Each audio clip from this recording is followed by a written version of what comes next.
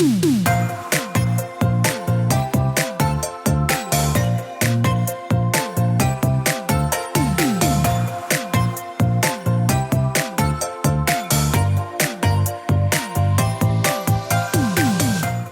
to the Plant-Based Podcast. Did you know that plants are truly amazing? Not only can you grow them and eat them, you can also wear them, drink them, nourish your skin with them, and so much more. Let Ellen and Michael inspire you to love plants as much as they do, as they chat with the movers and shakers in this wonderful plant-based world. So, let's dig in. Hey Ellen, did you know that Hillier Garden Centres have over 155 years of horticultural expertise? I sure did. That's amazing, isn't it? And also, I'm a customer as well. Oh, this is nice. What are you growing? Well, at the moment, I've got their gorgeous Daphne, the Japanese postle one. It smells divine. Oh my gosh, if I could bottle that fragrance. Well, if you want in on the British plants trend, you can shop the top quality British grown plants from Hillier across the 19 garden centres or online. And to find your local centre or shop online, visit hillier.co.uk or search Hillier Garden Centres on Facebook, Twitter and Instagram for inspiration on creating your ideal garden.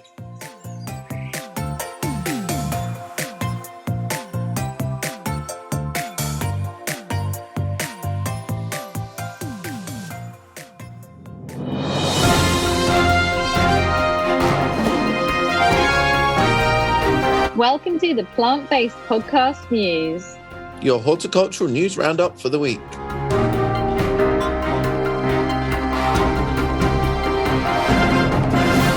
Exeter City Council tenants or leaseholders are invited to take part in a competition designed to highlight their gardening skills. With photos of the garden, potted plants and hanging baskets, they could be in with a chance of winning £50 in gardening vouchers. The top 3 gardens will also be featured in the council's In-Sight Housing magazine. The competition closes on the 27th of May and photos can be uploaded on the Facebook page ECC Housing. Gardeners have until the 16th of May to enter the Threatened Plant of the Year competition. Organised by Plant Heritage, this highlights rare and unusual plants that are no longer in circulation or at risk of being lost. Finalists will be exhibited at the RHS Hampton Court Garden Festival, where the winner will be announced. Enter at ukplantheritage.org.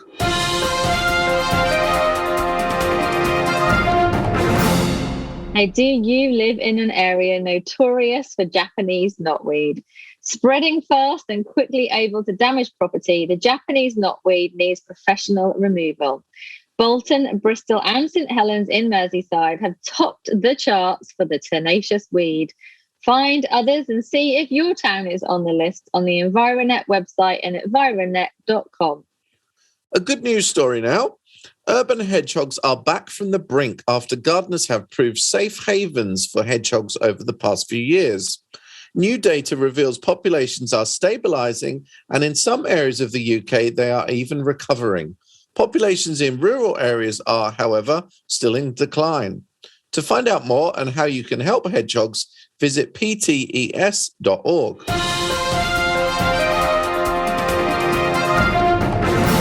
And finally, for the Plant-Based Podcast News today, a new campaign has brought the topic of sexual health among the over 65s to an unexpected environment, the garden centre. The campaign features a series of fun vegetable-themed condom packet designs that have been displayed among garden centre seed packets. Because if there's one thing Brits do love chatting about, it's gardening. So keep your eyes on the seed racks where a packet of aubergines might not be exactly what you were expecting.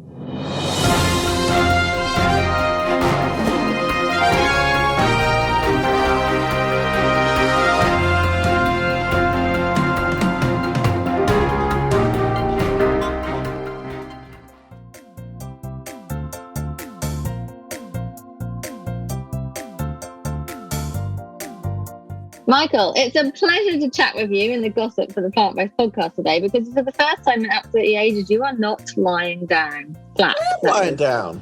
No, I'd say you've got your feet up.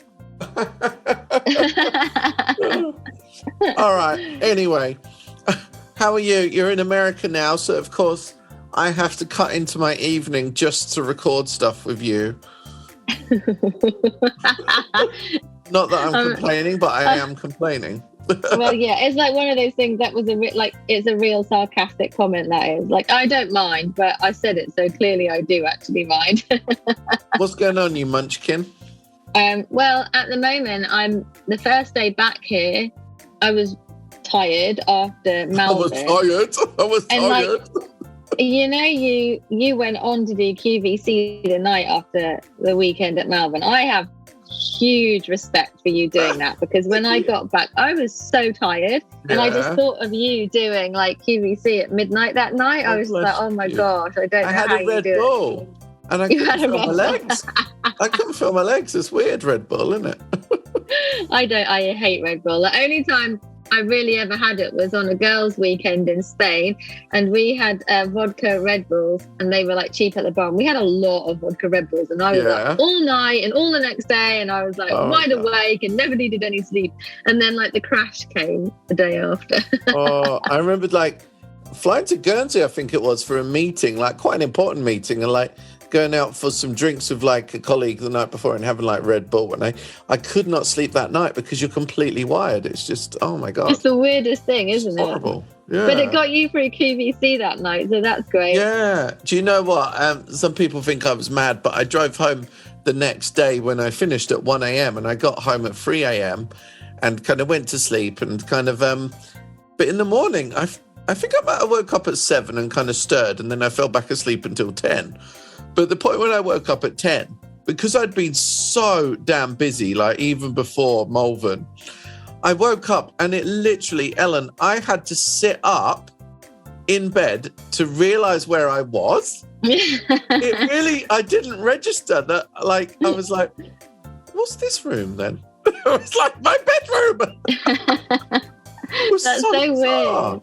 And like God. You've been in different like hotels and places over the week, so yeah, I can completely get that. And then when you're just so tired and you just sort of like wake up really kind of spaced out, and for a moment it's like, where am I right now? I've had the luxury of having a whole day of chilling out yesterday. So when I first got here, I had the whole day. I just like read magazines and pottered on the balcony. I didn't actually do anything. Like I just was looking. Pottering. But you've been working. Like you've carried on going, haven't you? Have you got a day off yet? Almost. But it's getting just there. Where was I after that? Oh, I'd just been up bloody in Leeds for Steph's Pat Lunch. So I've been travelling again. But it's busy, and I'm sure it's not as bad as a Hollywood celebrity. I'm sure. I'm sure it's not. I don't know how they carry it as well, and it's all stuff I enjoy. I could say no to it, but it's just really I enjoy it all, and it's kind of buzzy. And we did hanging baskets, and that was cool. And now I'm back, and today was a real kind of mop everything up day. I like caught up on emails, like what I'm like with my reminders as well. I was reminding myself about 50 different things like through last week. And in my head, like, this is how I stay organised, Ella Mary, is I knew I didn't have to think about a lot of those things until after I'd been to Leeds and done Steph. So kind of, even though to a lot of people, to the outside, it feels like, oh, there's so much going on, how do you manage it? But I'm quite good at kind of compartmentalising stuff. And it's like, okay, that is great, I need to do it, but I don't need to think about it until Thursday. And that's kind of how I keep my mind kind of clear, really. It's quite... Yeah. You are super organised. Like you even remind yourself to take your bag off the train. But I don't know if that's just kind of more chaotic than organised, perhaps. I don't know. But I think where would we be without iPhone reminders? Yeah. But I love the challenge of kind of, you're the same, like just, it feels like you're kind of just, I don't know, just balancing and juggling plates. And that's kind of just quite cool. Do you know what I mean? Like, if there's only ever one thing going on, I'm like, oh, that's a bit boring. Well, most definitely keeps us going, doesn't it? That's for sure. Yeah, defo. So. But I really want to talk about your exciting news today, to be honest. Like, there's two big things really today, isn't there? Let's focus on those. Let's first of all talk about the fact that it's your birthday. It is my birthday, Plant Geek birthday, 6th birthday. And I'm also, finally, after years of trying, I'm pregnant. Wow, well done you. I know, it's pretty amazing. But congratulations. I'm just worried about gaining weight, Ellen. I'm not sure. I'm okay with the cravings because I like weird food, but yeah, no, I don't want to spoil the shape of my belly. You're weird. You're weird. You're telling me you're weird. No, I revealed the jacket book cover of my book. Woo! Yeah.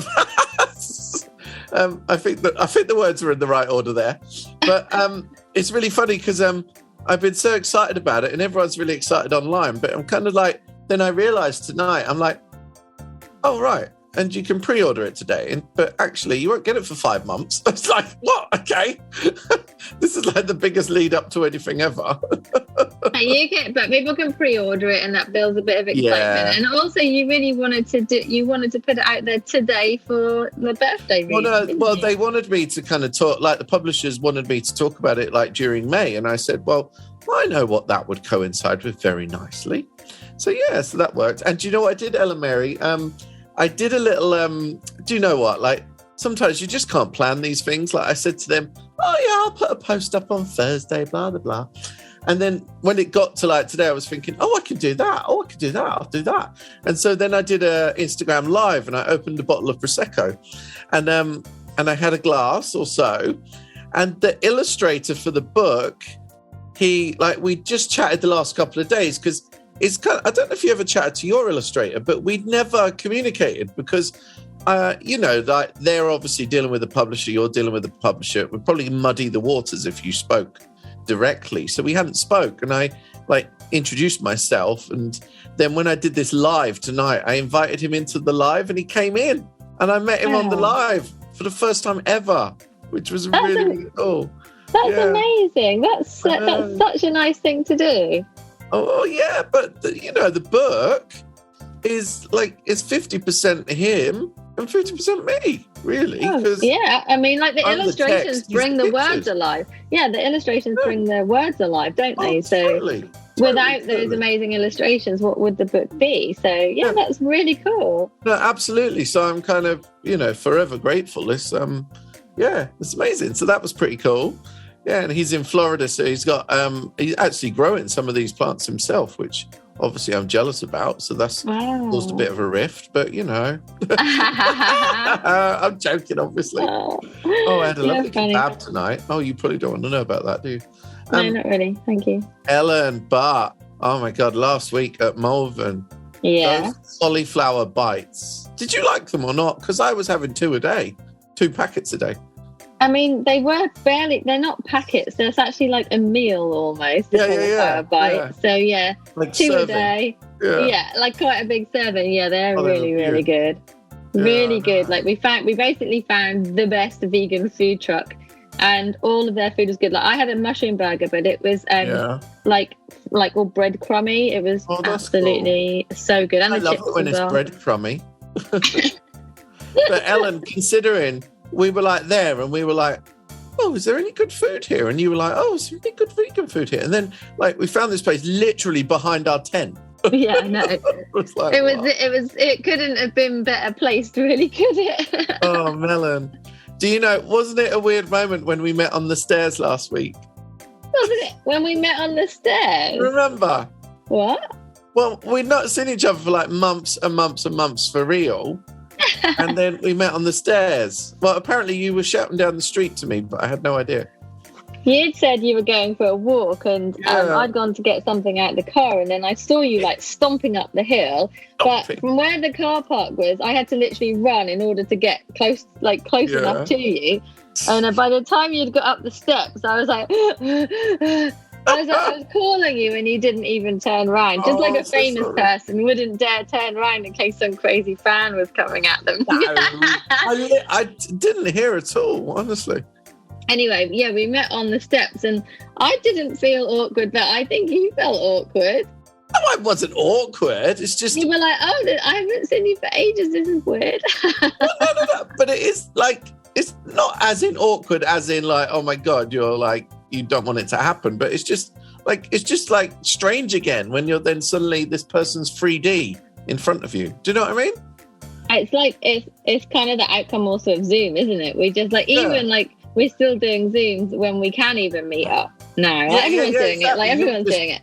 In Norwich. I know. And then so then when you do see someone, it's like, oh, you're real. You're not just on the screen like an avatar. But it's so much more convenient to do that these days, isn't it? Like, yeah, for sure. We must have like I can't imagine what it was like before because, like, for example, I just had a meeting with like QVC this afternoon. That would have been probably something where you'd have had to have gone down there or met, and it would have taken up so much more time.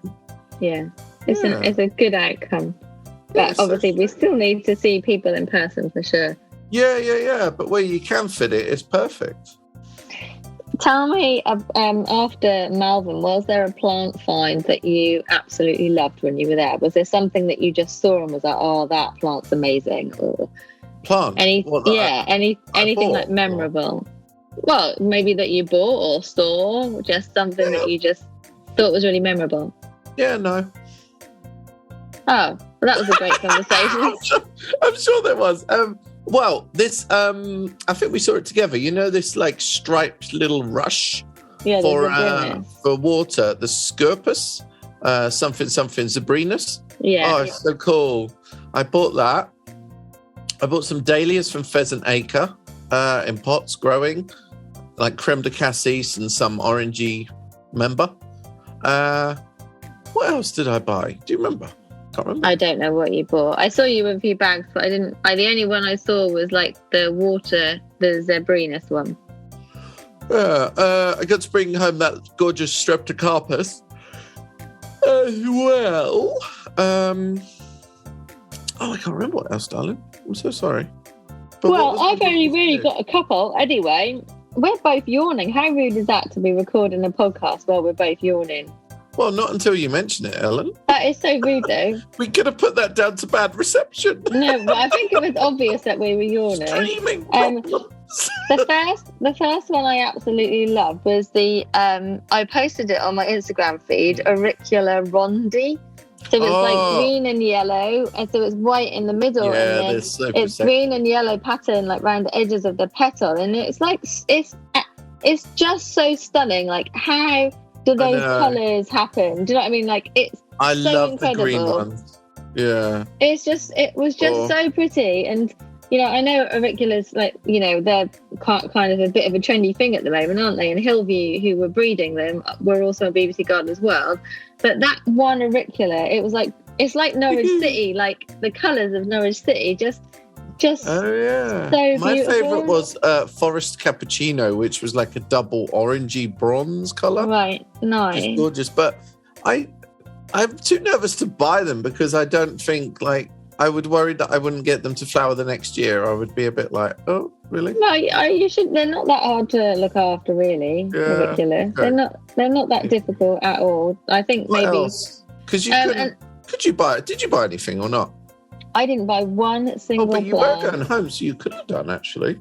Yeah, I didn't get one single plant, and there was a few reasons. I was just not. I mean, I have to think really hard about what I have in my garden because I'm not there all year. So I am much more kind of like, I resist temptation more than I ever used to because I really hate it when they die if I'm not there.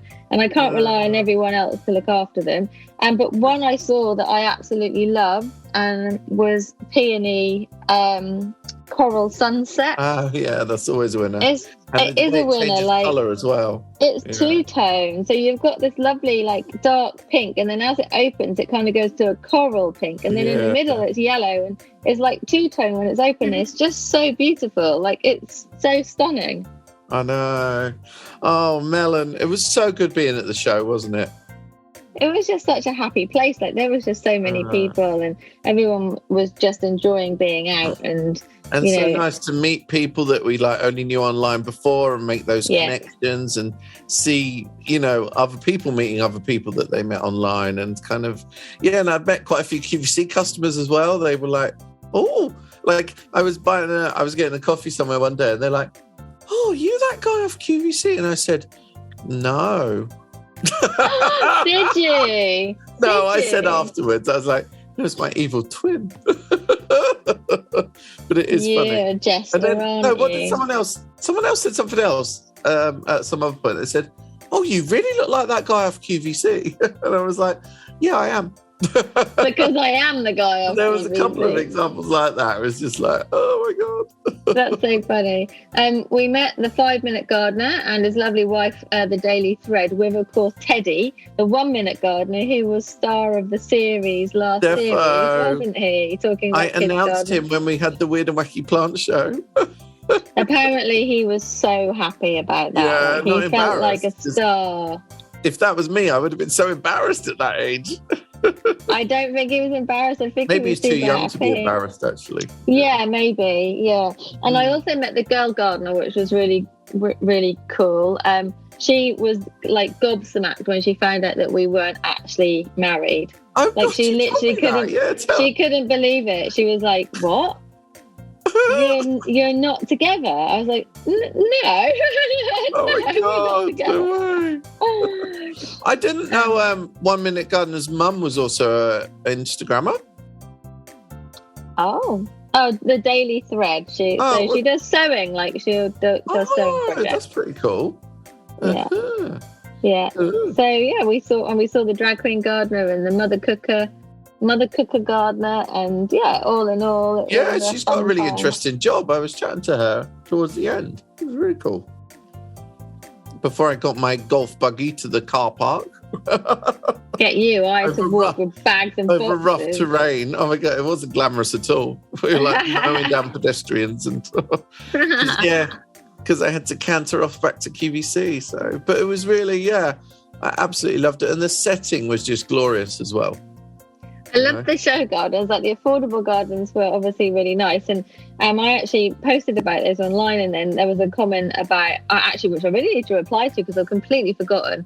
Was about how they're not actually affordable. But when it comes to garden design, some of the gardens that are designed for any of the shows, they start at like 20 grand plus. Like they could be like 100,000 pounds, and the affordable gardens were done on £950, which I appreciate is still a lot of money, and it's still a lot more money than a lot of people could afford, but it does make it more affordable. Definitely. A garden like that, which looked really, really cool for under £1,000, was really good. So I think it could be like made even. I've got a few ideas of how it could be even better though, and I think we talked about it in our thing of kind of making the garden almost look even more like someone's backyard, and I think that could be an interesting project too. Yeah, definitely. But it's funny because people, if you say to someone like £700 to do a garden, and it then includes a shed and a fence and a this and that, they see the value in it. But when it's plants, nobody ever sees the value in plants. It's like, it's strange, isn't it? And plants cost a lot of money. Like the majority of those affordable plants, the planting would be the cost, because most of the materials were sustainable or recycled materials, like the sleepers and the pergola and stuff. That was all recycled stuff, so you would be able to like salvage that or whatever. But I really liked that, and some of the other garden designs were really cool. I particularly liked how there was loads of pops of pinks this year. I love a little pop of pink in the garden, and like most of the gardens had these lovely little pops of pink, like your book. I had a shirt that was a pop of pink as well, didn't I? You had a shirt that was a pop of yellow. You had a shirt that was a pop of pink. You had like some popping shirts on, Mr. Plonky. Oh, Melon, how lovely. We were mingling with the stars, Ellen. Our mums would have been proud. Yeah, well, our mums were proud. I honestly, on the first day, when we were we were called to the RHS letters. You know, at the show, there's always the RHS letters, and we got called to do a photo shoot there, didn't we? And other people on the photo shoot were like Jonathan Moseley, Carol Klein, Mark Diacono. It was like pretty well-known people. And I stood there for a moment. I just had major imposter syndrome for about 30 seconds. And Ara Anderson. I just looked around and I was just like, wow, like this is cool. What is imposter syndrome? I don't know if I ever know. Imposter syndrome is where you don't feel like you kind of deserve or should be in that position. So it's like a lot of people get it, but it's much more kind of prevalent with women. And it's where, say you've got a job or you're doing something and you suddenly feel like, you've blagged your way there, or you're not good enough to be there, or I think I would always feel like that, but you don't really have enough knowledge to be there, or whatever it is, and you're kind of like, wow, I shouldn't really be here, like this is weird sort of thing.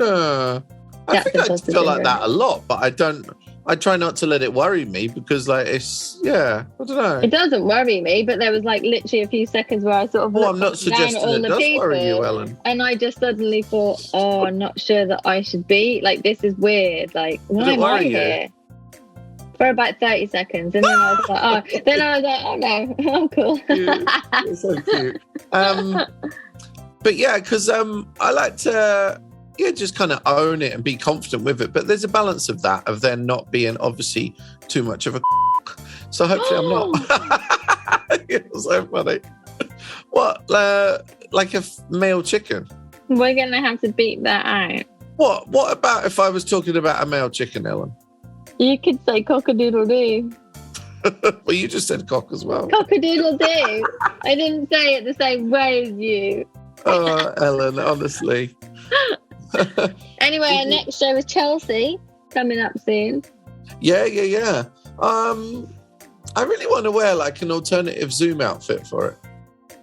An alternative Zoom outfit? What's that? Yeah, well, I wore it today for a presentation with the Royal Society of Chemistry, and it was basically shorts and sliders, and then on top a suit and a shirt.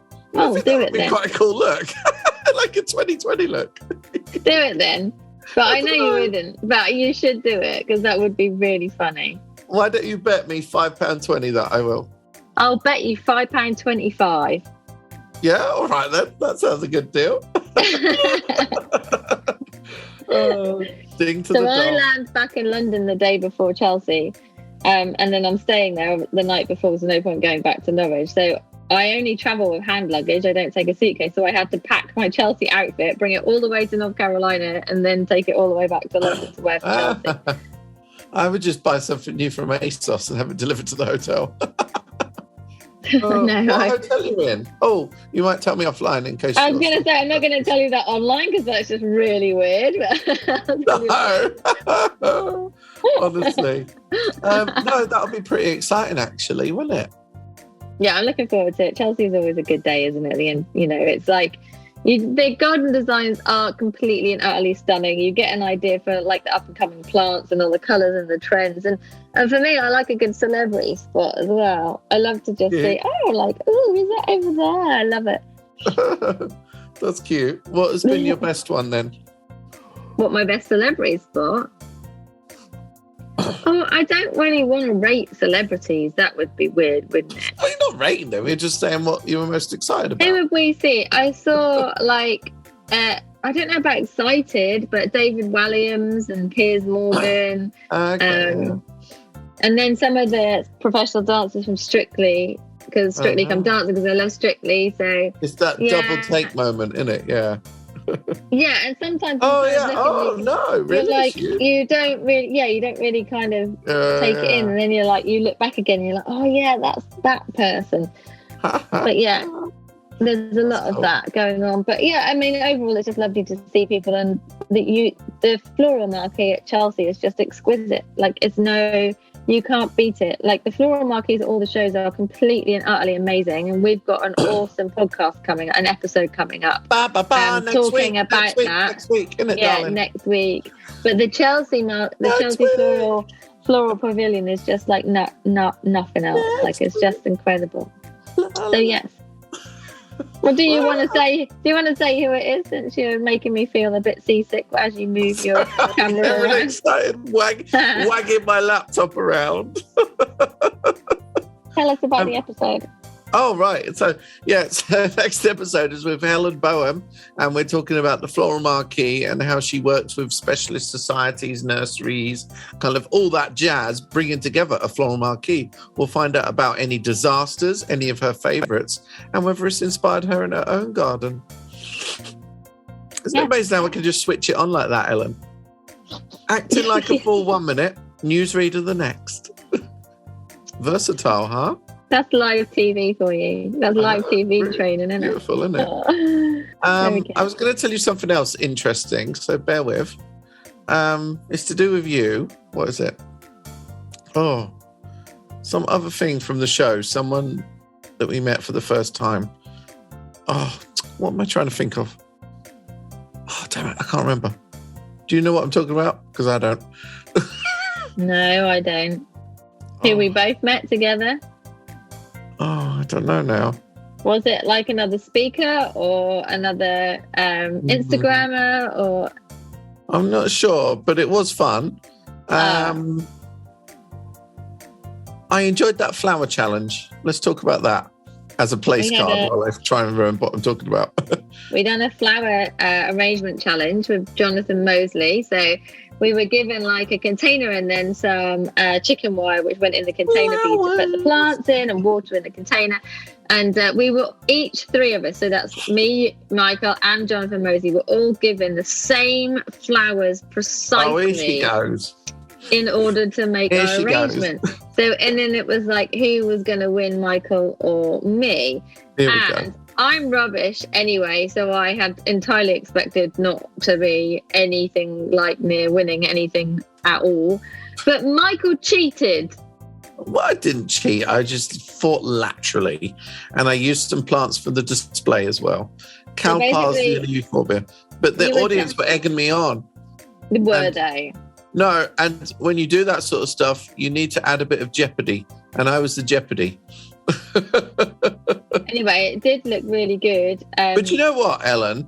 You say you're no good at that, and I approached it thinking the same, but it seems so simple now. But having that chicken wire in the bottom, that made it so simple, didn't it? The chicken wire. Yeah, chicken wire is really useful for so many things. Like, everyone should have some chicken wire. Like, I use it on the allotment. I have used it in arrangements before, but it's just I don't have like that that creative flair when you did it. Plants together. Yeah, mine was quite little. Like, yours was very exuberant. I don't know. I guess, what, did you cut your stems a lot shorter then, or? Maybe I cut them a bit shorter. I don't really know, but I wasn't really thinking about stuff being the same height, maybe. And that gave it more of, I don't know, firework kind of blend. But to be honest, it was a real revelation, this chicken wire thing, to get that really good look. Yeah. Well, it was really good. And at the end of the day, you know, to be fair, the real overall winner was Jonathan Mosley because what a talent. Seriously, he's chatting away, you know, like doing it really, really fast. And then he has this amazing display and you're like, oh my gosh, I know like he's a pro, but like that shows why he's like that so was good. Really cool to learn, defo. Hey, Ellen, you probably like, I don't know what it was like just before you left, but like my garden, it's almost like the tulips are just gone. Just like someone's come along and deleted them. Isn't it a weird time of year? I really hate this time of year, to be honest. Aww. I want it to be spring forever because there really is, and we always talk about this, there really is a gap of nothing after tulips, isn't there? Because the alliums are sort of on their way. You know, perennials aren't really quite there yet. And it's really quite, quite bland out there. Yeah, I mean, I guess just before I left my house, I had some iris in bloom. Some of the alliums were blooming. I had some equilegia. And then I had some geraniums, like hardy geraniums, cranesbill. They were starting to flower as well. And tons of red valerian. What's the Latin name for red valerian? I never remember it. What's the name of it? That's it. Loads of that growing. And so I did have quite a bit of colour. But it's like it's all a little bit like infill colour, like waiting before the summer boom. Yeah. Do you know what I mean? Isn't it? Yeah. It's amazing how the tulips are just gone, and it's almost like just, I guess because I'd been away and then I come back and it's like they've just all disappeared, disintegrated, like fell into the ground. They'll be back next year. Oh, but just, I prefer spring, I really do, because summer is just, I know I sound like when people are like always really like, oh my God, my houseplant's growing so big, how can I control it? And I feel like that about the garden, because always in the summer, the garden just, it grows too much sometimes, and you're kind of like, you can't keep on top of it. And it's like in spring, it's almost like when things are a little bit smaller, they're kind of developing. I don't know. A bit more about my garden growing. What's going on? You know what I mean? It is a bit more manageable, in spring. And then before you know it, it will all be out of control. And then you'll be tidying it all up for another year for like autumn or winter. It's funny, isn't it? It's really weird. It is indeed. Well, this has been a lovely chat, Michael. Well, to be honest, it has. To be honest. To be honest, it has. When I'm back from the US, I'll see you at Chelsea, and then after that we're going to do some podcasting, but hopefully at like a venue where we actually get to see and speak to people in real life sometimes as well. You trumpet pumpet. You keep calling me Trout recently, which is really rude. Gareth, cut that out. I don't want people to know. See you later, Melon. Bye. Bye. Series 7 of the Plant-Based Podcast is brought to you with the help of Hillier Garden Centres, bringing you over 155 years of horticultural expertise. Shop their top quality British grown plants, both across their 19 garden centre locations or online. And to find your local centre or shop online, visit hillier.co.uk. Or search Hillier Garden Centres on Facebook, Twitter and Instagram for inspiration on creating your ideal garden.